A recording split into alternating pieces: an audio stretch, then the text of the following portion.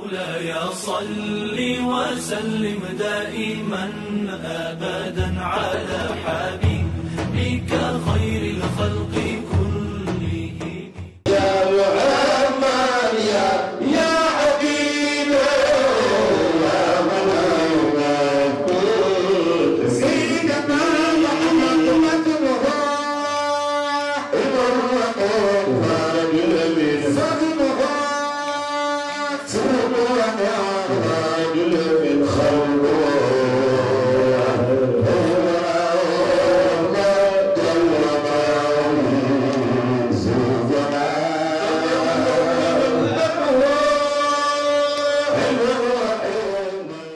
Je pense qu'il faut rendre grâce à Allah subhanahu wa ta'ala qui nous a encore donné l'occasion de célébrer ici à Tivaouane, la ville sainte, le Mawlud consacrant la naissance du prophète Mohammed sallallahu alayhi wa sallam.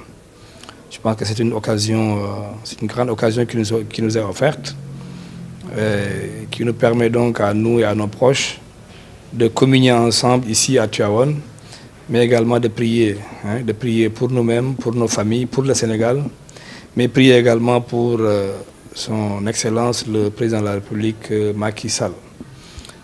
Comme vous le savez, la ville de Tivaouane est une ville extrêmement importante dans le paysage religieux de ce pays-là. Dieu nous a gratifiés donc de cette occasion et de cet événement. Donc nous en profitons ici à Tivaouane avec tous nos proches pour effectivement prier, communier, rendre grâce à Dieu, prier sur le prophète sallallahu alayhi wa sallam, mais aussi saluer la mémoire de Seydi El Hadj Malick Sy radiyallahu ta'ala anhu, qui, comme vous le savez tous, est le précurseur du Mawlud, le Gamou, comme nous le savons, événement qu'il a lancé ici à Tivaouane depuis 1902.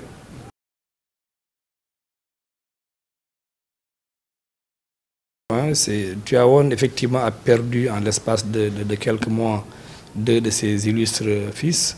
D'abord, le cher Ahmed Tidiane Sy Al Maktoum, comme nous le savons, a œuvré pour la tariqa Tijania. Également, après lui, Serigne Abdul Aziz Sy Al Amin, continuateur donc de l'œuvre de son père Serigne Babacar Sy radiyallahu ta'ala anhu. Effectivement, cette perte a été une perte très douloureuse pour Tivaouane, mais aussi pour le Sénégal et pour toute la Oumma islamique. Nous l'avons senti effectivement comme une grande perte, avec beaucoup de difficultés, mais également nous acceptons la volonté du Tout-Puissant et nous disons Inna lillahi wa inna ilayhi raji'un. Aujourd'hui, le calife Serigne Babacar Sy et Mansour a effectivement pris le relais et nous avons tous espoir qu'effectivement il va diriger n'est-ce pas, ce khalifa-là avec brio, avec beaucoup de réussite, n'est-ce pas, pour relever les défis et également permettre le rayonnement de la Tijania au Sénégal, mais également à travers le monde entier.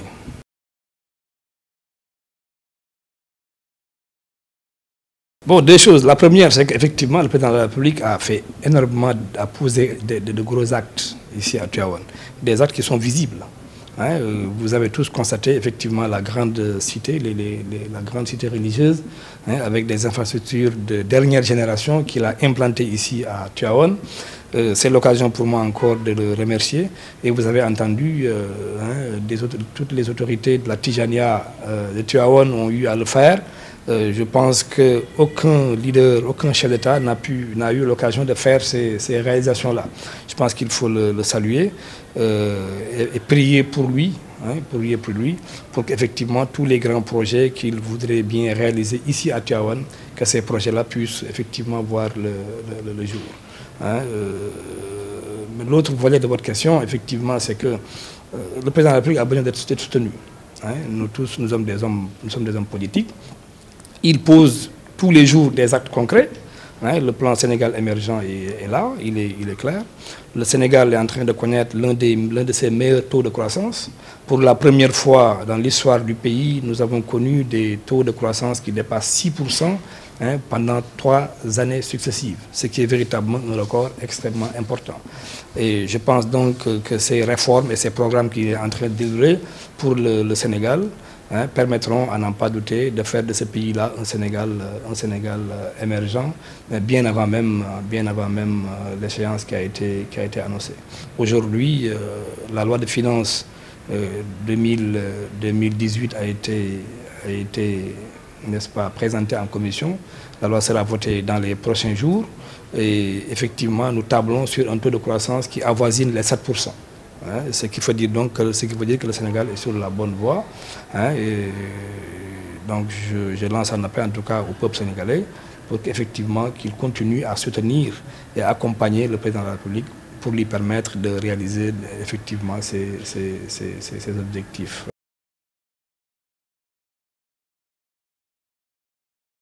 C'est normal, nous sommes dans un pays démocratique.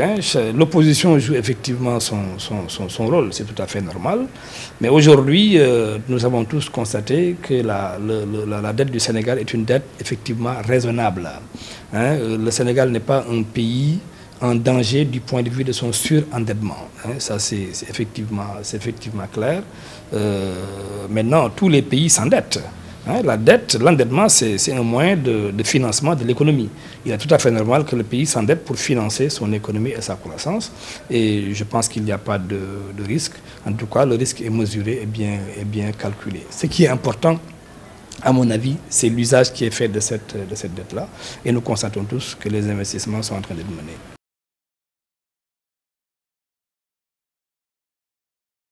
Je l'ai appris avec beaucoup de regrets. Comme vous le savez, le Sénégal a toujours été un pays de dialogue. Je pense que, quelles que soient les divisions et les divergences au plan politique, il est toujours bon de se retrouver et de se retrouver autour de l'essentiel. Son Excellence, le Président de la République, a toujours appelé au dialogue entre l'opposition et le pouvoir. Ça a toujours été son credo et son souci depuis son accession à la magistrature suprême. Force est de constater qu'effectivement les tentatives n'ont pas été... Il y a eu toujours des tentatives, mais il est clair qu'effectivement une partie de l'opposition refuse d'aller à ce dialogue-là. Je pense qu'il faut le regretter et effectivement dialoguer avec ceux qui le souhaitent bien. Et il est clair que, n'est-ce pas, voilà, le président de la République, c'est lui qui a été élu. Et c'est lui qui a été élu au suffrage universel. Il va continuer à gouverner, à diriger ce pays-là. Et voilà, le dialogue fait partie donc de la politique. On va dialoguer, effectivement, mais on dialoguera avec ceux qui voudront bien être à la table.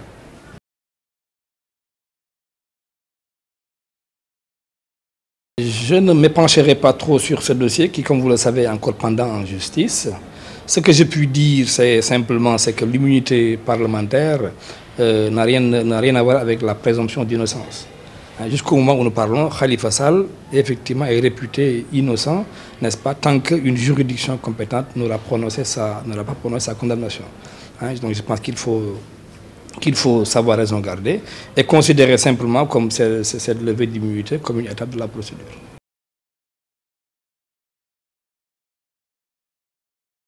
L'un des credos de notre mouvement politique a toujours été effectivement d'accompagner le président de la République pour les élections législatives, lui permettre d'avoir une majorité, n'est-ce pas, suffisante et qualifiée, suffisamment qualifiée pour gouverner ce pays-là en toute tranquillité. Je pense que cet objectif-là a été atteint. L'autre volet de notre objectif, c'est effectivement sa réélection en 2019. Et donc nous ne ménagerons aucun effort, nous, avec tous nos amis, pour accompagner le président, massifier d'abord sa majorité, mais également travailler pour sa réélection dès le premier tour en 2019, Inch'Allah, et ça pourra se faire. مولاي صل وسلم دائما أبدا على حبيبك خير الخلق